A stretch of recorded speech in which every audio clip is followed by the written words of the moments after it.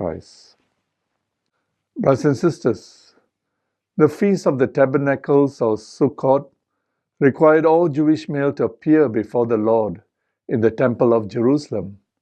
Here the people made a pilgrimage to commemorate their deliverance from Egypt during their 40 years in the wilderness. During the 7 days of this feast, the people would set up tents or booths around the temple area and live in them to remember the journey of their ancestors. Here the Jews prayed for the victory of Israel over their enemies and expected the Messiah to restore the kingdom of Israel. In today's Gospel, the Jews were looking for Jesus during the festival of tents or booths to arrest him for the grave offenses committed, like healing the sick on the Sabbath, and for blasphemy, where Jesus claimed to be equal to God when he said, "The Father and I are one." But his time had not yet come, and so they could not lay their hands on him.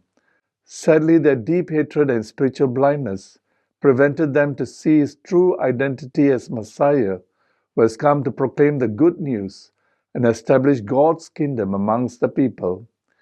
Here Jesus chose to withdraw from the scene and went into hiding due to the enormous pressure faced.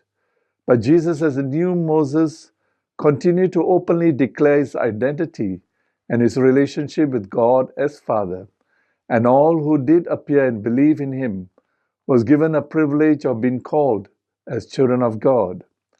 The religious authorities did all they could do to put a stop to Jesus because they could not accept his claims and the demands he made. Here, we can draw comfort from the example of our teacher and leader, who remained faithful to the Father's will despite being in awkward and challenging situations. However, his faithfulness to the will of his Father will eventually cause him to lose his life on Calvary. We may not have the correct or suitable answers to our present challenges and difficulties faced, but staying faithful to our calling means that we live in hope and believe that God will have the final say in time to come. Here I like to quote the words of the late Mother Teresa. She said, "God has not called me to be successful.